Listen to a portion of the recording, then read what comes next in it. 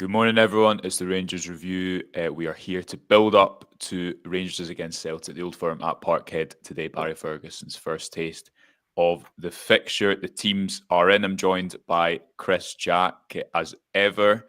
We're going to discuss the one change that Barry Ferguson has made in his bout in this fixture. A little reminder to you that this video is brought to you by S1 Jobs. If you're looking to hand in your own transfer request, then head over to s1jobs.com. As you can see in the ticker below, loads and loads of options over there if you are looking for a change in the workplace. Right, Chris, let's get straight into the team because that's what people want to hear. Rangers make one change from Thursday night's game against Fenerbahce. It's Jack Butland in goals. We presume it'll be a continuation of that back five with Dujon Sterling at right wing back. James Tavernier, John Souttar, Leon Balogun and Ridvan Yilmaz being the only change for Chefty. That was a change that was made. Ridvan coming on and Chefty coming off on Thursday night. A midfield three that might have some tired legs. Connor Barron, Nico Raskin and Mohamed Diomande, Václav Černý and Cyril Dessers continue up top. Chris Barry Ferguson said on Friday afternoon, he was addressing Václav Černý in particular, and he was told, tiredness is in the mind, he will not be tired. It seems as if that is a theme that is running right throughout this Rangers selection, and Barry Ferguson very much hoping, I guess, for the level of performance and energy of performance he saw away in Istanbul and not so much at Ibrox on Thursday night.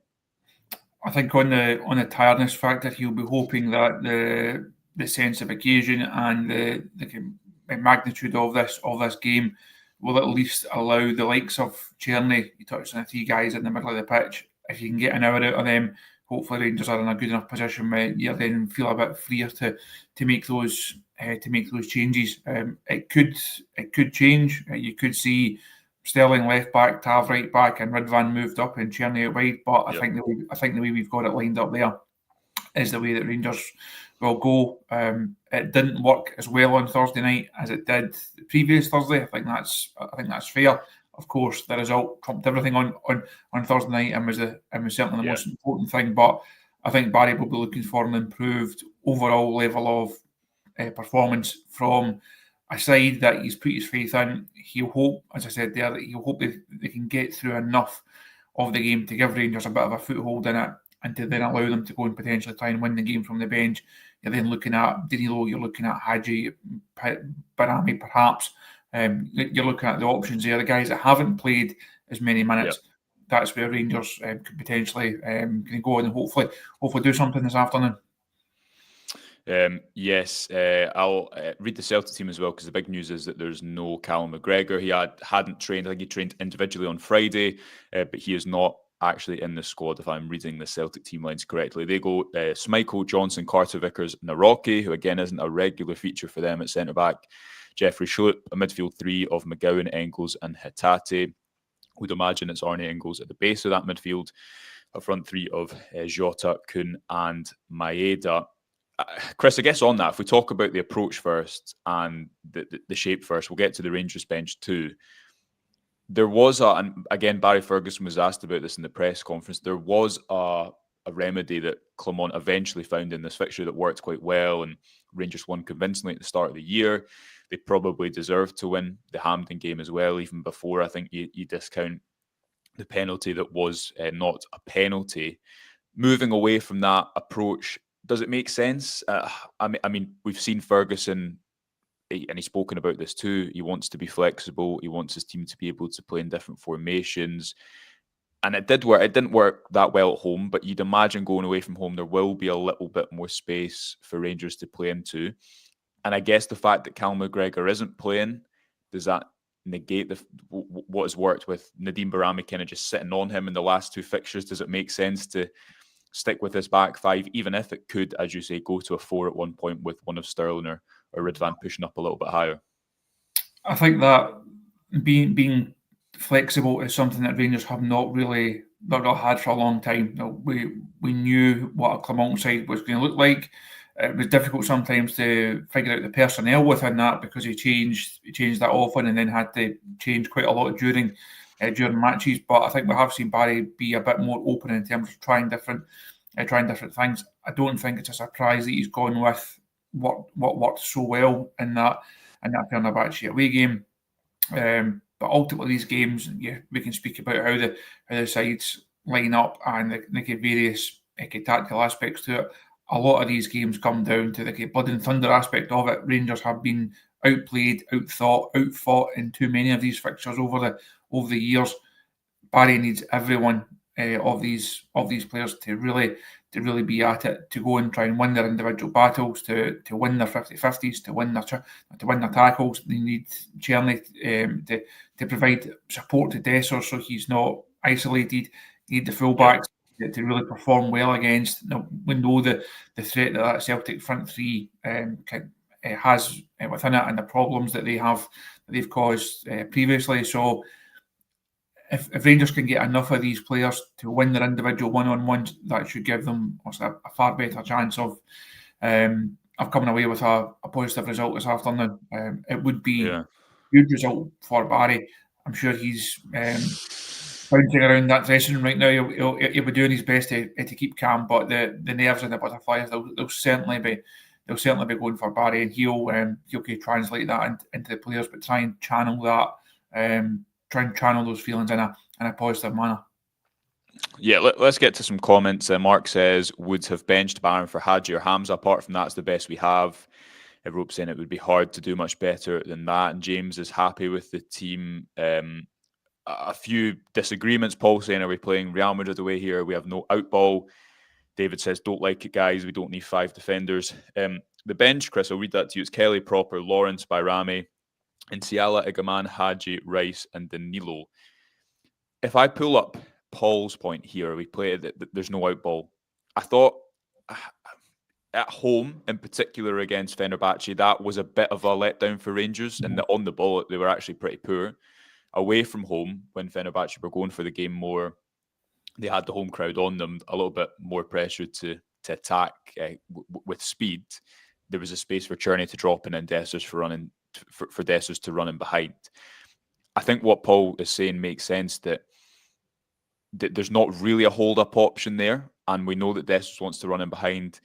Czerny, if he can get in and link the game, maybe so. Or is it as simple as saying, look, Diomande wasn't great on Thursday night, Dessers wasn't great.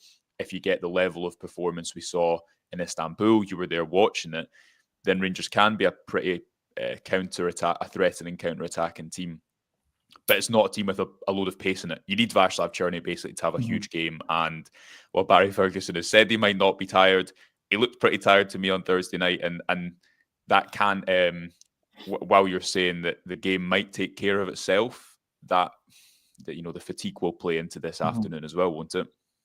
I think if you're looking at that number 9 role, the performance of Igaman for me was a concern on Thursday. The comment there mentioned someone to hold the ball up. We think that Igaman is better at that side of it than Cyril Dessers, but it didn't really work for him on Thursday night. It didn't really stick. Wasn't that impressed with his overall contribution. So for me, it's not a real surprise that Dessers gets the nod. I think Igaman will have a part to play. We will see if Danilo has a part to play at last. Yeah. If he's got the frustration of Thursday night out of his system or not. But for me, that the way that they're approaching it and the players that Barry has picked, it's not really a surprise. I think he's looking at what has worked so far in different levels and different variations. You mentioned pace there. That's something that Celtic have that Rangers don't really. There's not a lot of guys in that side that are going to burst away from their opposite number. So Rangers really need the game to flow and to pan out in a way that suits them. If Celtic play it in a way that suits them, it could be difficult for Rangers. But again, we've seen that for a number of occasions in these fixtures over recent years. Celtic have been allowed to play in a manner that suits them. They've been able to control the tempo, control the flow of the game, and Rangers have never really had a foothold in it. I think having 3 in the middle of the pitch gives them a bit more of a chance of having that foothold in the game. But I do understand the concerns of, do Rangers have enough attacking threat in there? Can Dessers and Czerny actually be at the level required, given everything that they've been through over the last 10 days or so? Yeah, and I guess like a formation is just a formation, isn't it? And away from home, like that midfield three was a lot more aggressive, and Diamandi and Raskin in particular were running forward a lot more. In theory, you should be able to get your wing backs higher. Tavernier can step out. What is vital for Rangers, and I'll flag this comment up here, Chris, is that they don't lose the first goal. And Jim, friend of the show, says quite like the team's sensible selection, especially when we can't afford to lose that first goal. I can't remember the last time Rangers scored first at Parkhead. Chris, maybe you can tell me. But the games, as of late, the League Cup final, and in particular the 3-0 game at the start of the calendar year, were rare occasions because Rangers managed to score first.